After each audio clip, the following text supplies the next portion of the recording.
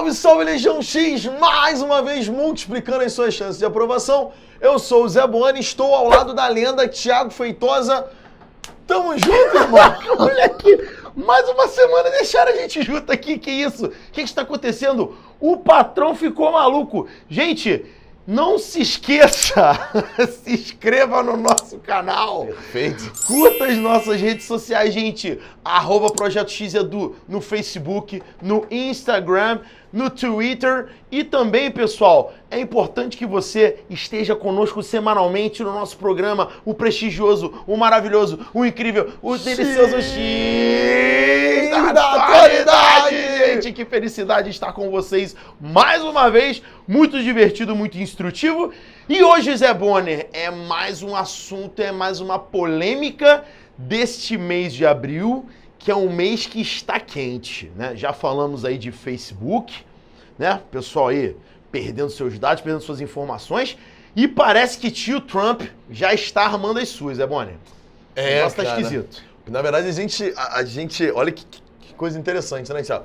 Esse ano aqui a gente está falando, possivelmente, diretamente, talvez acho que é o terceiro ou o segundo X da atualidade, mas indiretamente é possivelmente o quinto X da atualidade, que envolve alguma lógica, né, com o Trump. A gente teve aqui uma aula e vai ter mais uns 70 e vai até ter acabar muito o mais. mandato dele. Esse mandato aí, meu irmão, se ele se reeleger, a gente já fica até calmo, que é trabalho garantido aqui pra... Moleque, de atualidade, ele tá garantido por várias temporadas, porque ô pessoa polêmica esse menino laranja. Envolvimentos com o fake news, o próprio problema com o Facebook, a questão dos imigrantes. Então, na verdade, a gente nota que o Trump aí, ele torna esses últimos 2 anos bem calorosos.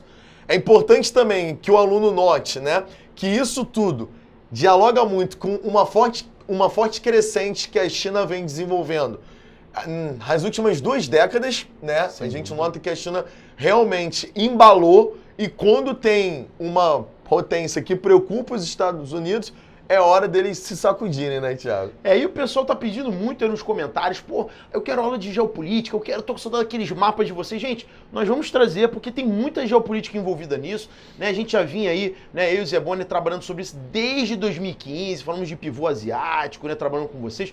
Ano passado, eu e o Mendes, a gente voltou a falar um pouco sobre isso na parte ali de Rota da Seda. Esse ano tem algumas atualizações pra gente fazer, e vamos dar um pontapé inicial falando sobre isso, porque, Zé Bonner, estão prometendo aí uma guerra, mas é uma guerra no comércio entre China e Estados Unidos. O negócio está ficando esquisito, parece que os ânimos estão exaltados e é um rumo que me parece contrário à globalização, né, Zé Bonner? Porque nós somos professores de geografia, somos acusados aí de dar aula só de globalização e parece que a nossa profissão está acabando, né, Zé Bonner? Porque a globalização parece que tá indo por água abaixo. Vai ter que voltar para a faculdade para fazer essa matéria, né?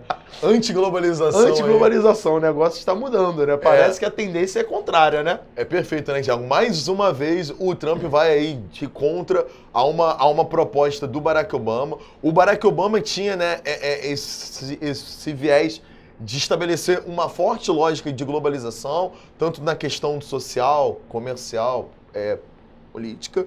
E o Trump, na verdade, ele vai no caminho inverso. Mais fechado, né, Zé? Um pouquinho mais, né, a lógica do protecionismo. E até mesmo, né, Thiago, até para relembrar o aluno e já convidar ele, tem uma mega aula aqui do Thiago falando sobre TPP, né, Thiago? A gente pode até relembrar isso. Vou pedir aqui pro diretor para colocar 2 tagzinhos aqui em cima. Uma aula sobre o TPP e uma outra que vai passar agora sobre a desglobalização. São 2 aulas aí que a gente vai colocar para vocês, para você clicar, porque fala um pouco sobre esse contexto onde o Trump ele se fecha um pouco mais, ele tem uma tendência, como o Zé gosta de falar, do America First, né, Zé Bono? O que seria esse America First exatamente, né? Na verdade, esse America First, você que me ensinou isso, né? Todo presidente tem uma frase, um slogan que é pica, que se torna mais pica. É o papinho, né? E a ideia aqui do governo, o Trump, eles rebaseia de 2 Estados Unidos retomarem a sua posição como a nação mais importante da Terra. Durante muito tempo, eles fizeram isso influenciando, se lançando dentro da globalização. Agora, o Trump, ele acha que ele vai fazer isso se fechando, retomando, né, a força e o nacionalismo americano. Então, as políticas, elas são muito voltadas para o quadro social da sua população, para a economia americana em primeiro lugar. A ideia de reforçar uma nação que controle e comande o mundo. E aí a gente tem, obviamente, que falar da China, que vem tentando também ser essa nação, né, Thiago? Exatamente, né? Ou seja, no momento de fechamento do Trump, a China tenta ser o agente líder de uma globalização. Em recentes reuniões da OMC, a China ressaltou a necessidade de se respeitar o processo de globalização. Olha aí, quem diria, uma nação dita comunista, que é regida pelo Partido Comunista Chinês, ressalta a necessidade de respeitar o capitalismo internacional e a líder histórica do capitalismo internacional se fechando dentro da sua clausura. Então é uma questão muito única que a gente está vivendo e por isso que o Trump ele volta a ser assunto constante das nossas aulas e de questões de prova com certeza. Gente, com certeza esse ano você vai ter Trump Estados Unidos em questões de vestibular, você pode ter certeza, em concursos, em questões de atualidade, você pode ter certeza disso. Isso aqui não é evidência, é porque mexe muito com o que, né, o mundo viu nos últimos anos, né, Zé Boni? Lembrando que Estados Unidos é sempre pontapé inicial, né, Thiago, para falarmos de geopolítica. Então, as questões provavelmente vão tangenciar esse assunto. Mas só fazer aqui um parênteses do que eu acho engraçado. Já viu quando tu quer jogar um jogo com um amiguinho seu? Aí tu fala, vem jogar o amiguinho, não quero não. Aí tu vem, ele não quero não. Aí tu vem, por favor, aí ele vai. Ele começa a jogar, ele só te ganha e tu, pô, vamos mudar o jogo. Ele, não, agora não. Esse amiguinho que tu chamou é a China, né? Vem pro capitalismo, ela foi. Aí agora você diz, não quero mais não. Ela, não, vamos brincar. E o Xi Jinping, que é o presidente deles, se fortalece com mais um mandato, uma grande força dentro do partido. Ou seja, a galera tá gostando da postura dele e melhor ainda, tá dando liberdade a ele. Vai lá, ataca os caras, né? Ou seja, negocie mais, chame ele realmente para esses acordos que o Thiago está ressaltando. E a partir daí, né, Thiago, o ano de 2018 vai ser um ano conturbado. E, cara, que atualidade atual, né? A gente está falando basicamente do mês passado. Que coisa linda. 1º de março de 2018, pessoal, Donald Trump aplica 25% de impostos sobre o aço estadunidense e 10% de impostos sobre o alumínio estadunidense. Justificativas, pessoal, ele acredita que com isso vai revolucionar o setor siderúrgico dos Estados Unidos, gerar empregos e vai atender uma lacuna que, segundo ele, né, segundo estudos que o governo americano vem desenvolvendo, vai atender uma demanda da segurança nacional. E aí volta lá na nossa primeira aula de da atualidade que a gente fala sobre isso, sobre a pressão do setor de segurança. O Zé Boni pode até falar sobre essa questão. Onde, supostamente, o aço e o alumínio atenderiam a produção de armas, né, Zé Boni? Setor bélico, né? E aí, novamente, a questão sendo repetida. Thiago, eu não quero ser xingado. Por favor, não xingue a gente. Por favor. Gente, mas assim, as coisas são muito claras, né? O Trump, ele é empresário, ele tem laços com os empresários que custearam, né, a candidatura dele. Então há essa forte pressão que ele use esse aço, né, Thiago, para fazer investimentos, né, no setor bélico, na produção de tanques, na produção de caças. O Thiago, ele pode até especificar, mas eu gostaria muito que o Thiago falasse aqui pra gente o que eu acho mais importante. O setor de siderurgia, ele fica basicamente, né, Thiago, no Nordeste americano, que o Thiago vai falar o nome dessa área aqui pra gente, mas é o público que votou no Trump, né, Thiago? É o nicho eleitoral dele. O nicho eleitoral dele, que é uma área que vem perdendo muita força dentro do cenário nacional. Ou seja, você tem um grande fortalecimento do Sudoeste, o estado ali da Califórnia, e o Nordeste americano vem ficando abandonado, que era o setor forte de siderurgia, que era aquelas indústrias nacionais, né? Indústria de base. Sim. Então, na verdade, ele fortalece o público que votou nele e quem patrocinou a campanha dele, Thiago. Acho que tem tudo a ver, né? Ele joga a bola pra mim, parece que a ideia foi minha. A sacada dele foi genial, porque a Califórnia, se fosse um país sozinho, seria a 4ª economia do mundo. Ou seja, você estava tendo uma polarização econômica para a costa oeste. Só que o Nordeste já estava entrando num processo de degradação econômica muito avançado, com desemprego, com miséria crescente. Então, o Trump, numa jogada politicamente brilhante, diga-se de passagem. Ele chama para si uma responsabilidade, ele se coloca como líder, cria um forte nacionalismo, que é uma característica dos republicanos, né, Zebônia? É um traço ufanista, esse nacionalismo muito, né, America First, America Great Again. Chama o setor siderúrgico para um fortalecimento, que é aquela área do Manufacturing Belt, né, pessoal do Nordeste dos Estados Unidos, né, Boston, Nova York, né, Pittsburgh, Chicago, aquelas grandes metrópoles ali do Nordeste, onde você tem as duas maiores metrópoles dos Estados Unidos, né, a Schipitz e a Bosworth, pelo menos as duas, né, pioneiras, vamos dizer assim, que a Sansan é muito grande, mas são as duas pioneiras megalópolis dos Estados Unidos. E nesse contexto você tem a perspectiva de geração de empregos e de reaquecimento da economia industrial de base, que é um setor, pessoal, bem primitivo dentro da lógica industrial, né? Isso é a segunda revolução industrial. Então ele está criando empregos num setor que tradicionalmente já estava perdendo, né, uma lógica empregatícia para a Ásia, né, Zebônia? Perfeito.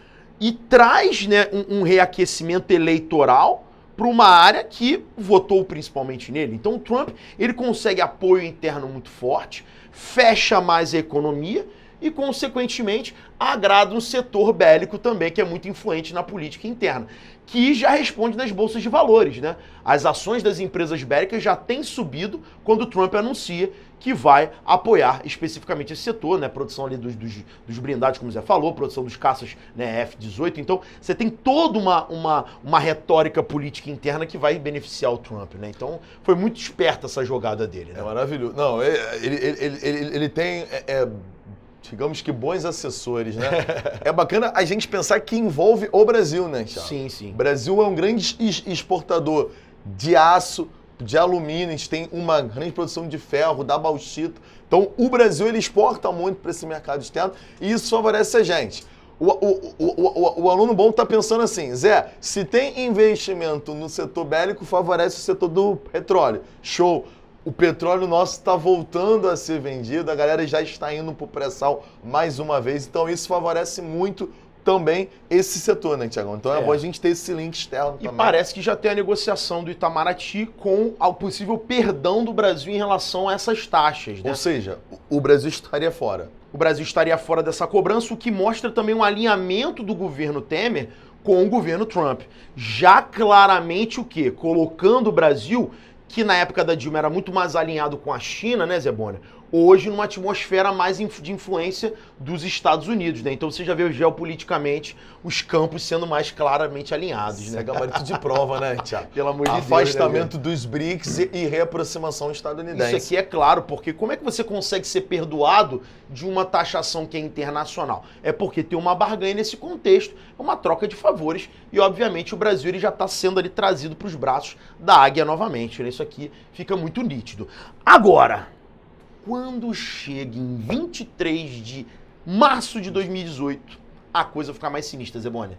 Porque agora é contra a China o negócio. Medidas comerciais especificamente direcionadas para a China vão sobretaxar produtos vindos do mercado chinês, Zebônia. Taxações que podem chegar no total a 60 bilhões de dólares em impostos. Esses produtos, nessa semana que essa aula está sendo colocada no ar, já devem estar sendo divulgados a lista. No momento em que essa aula está sendo gravada, ainda não foram divulgados, mas no momento que essa aula está sendo colocada no ar, essa lista deve estar sendo divulgada. O projeto é o seguinte, o Trump diz que existe um déficit comercial, ou seja, os Estados Unidos compram mais produtos do que vendem para a China, e essa diferença gera um prejuízo para os americanos na casa de 500 bilhões de dólares por ano, um prejuízo. E isso deixa, obviamente, o mercado americano insatisfeito. Então, para tentar equilibrar esse prejuízo, eles vão aumentar impostos sobre produtos chineses, aumento esse que deve totalizar os 60 bilhões aí. Então, uma situação de protecionismo, né, Zebônia? Num momento onde o mercado é globalizado, onde nós temos supostamente uma ideia de neoliberalismo, né, de redução de tarifas alfandegárias. Essa sempre foi a tendência desde que acabou a Guerra Fria. Então é inédita essa medida, né, pelo menos nesse vulto, nesse tamanho, de uma superpotência como os Estados Unidos, de criar tarifas mais elevadas sobre um parceiro econômico. Lembrando, né, só antes do Zé falar, que os maiores exportadores de produtos para a China são os Estados Unidos e os maiores exportadores de produtos para os Estados Unidos são os chineses. Então, esses caras eles são parceiros econômicos diretos. Quando você cria essa sobretaxação, você está criando um entrave no mercado internacional, né, Zeboni? E isso, na verdade, responde até a nossa primeira aula aqui do ano, né? Os Estados Unidos têm fechado a sua balança comercial de forma negativa. Sim. Essa proposta aqui é basicamente para corrigir, a gente até falou isso, do endividamento absurdo, monstruoso que os Estados Unidos têm. E é bem legal a gente pensar que a China, ela antes, né, Thiago, exportava muito produtos o quê? Produtos baratos, produtos básicos, aqueles bens de consumo que você usava 2, 3 vezes e quebrava. R$1,99, né, Zé? R$1,99, perfeito, né? As lojas de R$1,99 eram um sucesso absurdo. E aí, enfim, hoje em dia eles estão produzindo tecnologia. Então, já mudou, os Estados Unidos sentiu isso, então a ideia é o quê? Você pôr esse produto chinês mais caro no seu mercado e favorecer o consumo de produtos estadunidenses, né, Thiago? Exatamente. Para fortalecer mais uma vez a economia, corrigir esse déficit, tentar reduzir a dívida externa americana para que o país ele volte aí, né, a pensar novas estratégias. Que o que a gente tem visto é isso, né, Thiago? Que a tecnologia hoje ela está sendo estudada nos Estados Unidos, mas está indo para outros locais, não é isso? Fabricada em outros lugares, né? Ou seja, é a ideia de, né, pensada nos Estados Unidos, né, mas fabricada em outros centros do planeta, né, com custos mais baixos, né? Agora, essas medidas elas não são apenas de sobretaxação, né? Existem outros fatores mais complexos. Vamos só dar um breakzinho rapidinho para a gente poder entender um pouco melhor quais são os fatores aí mais complexos dessa temática. Só rapidinho, peraí.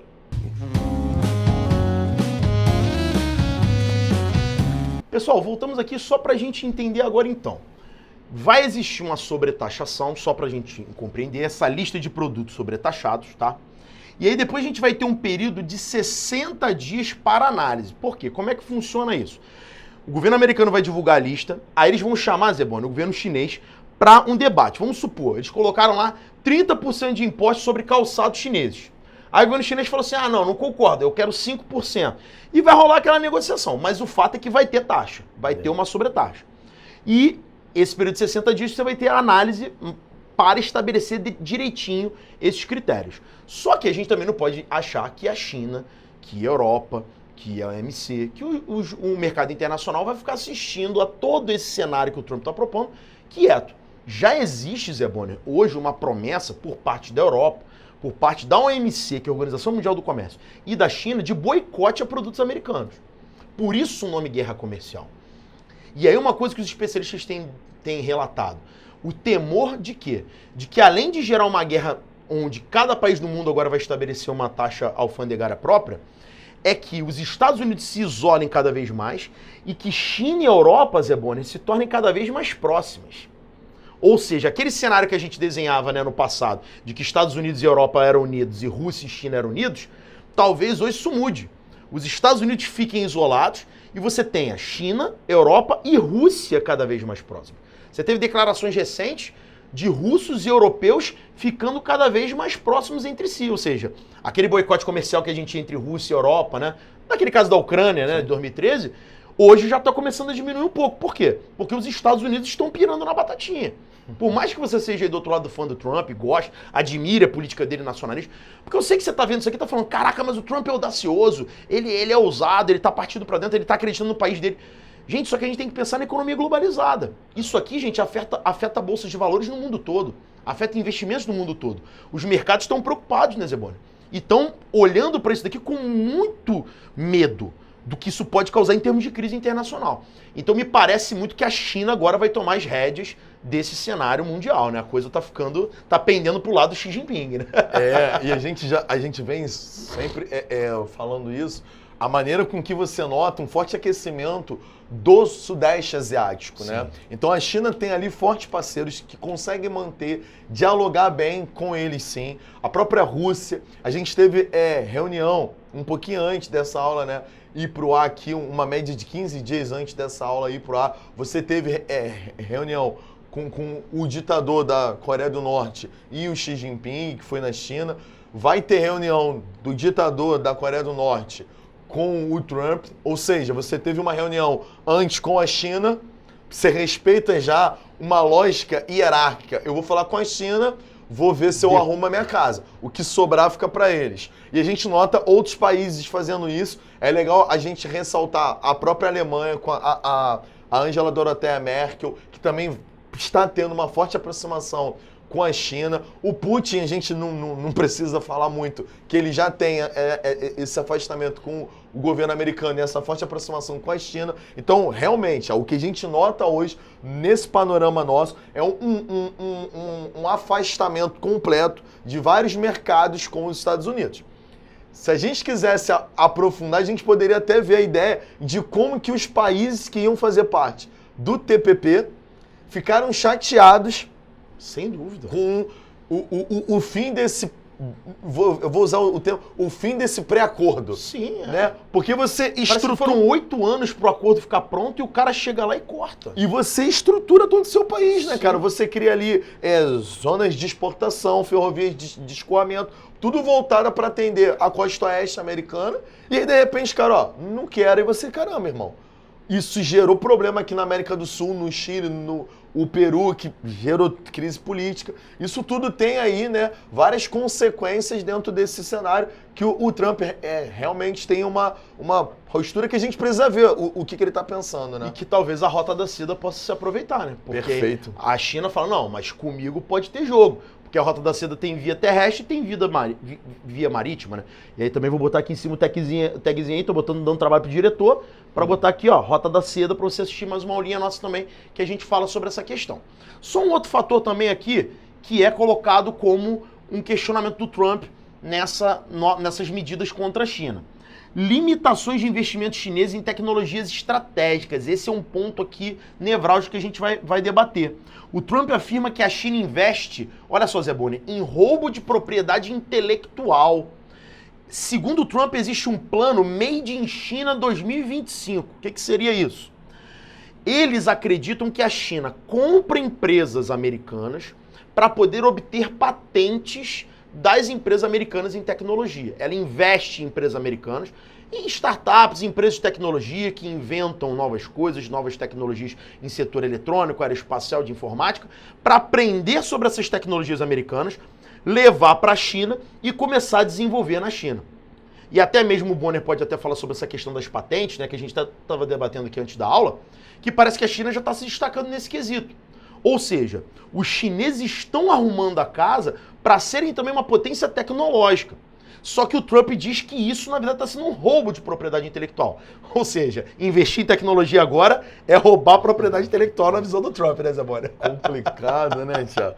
Cara, eu fico ouvindo você falar e fico pensando tantas coisas aqui pro cenário brasileiro que eu fico até um pouco nervoso, eu te confesso.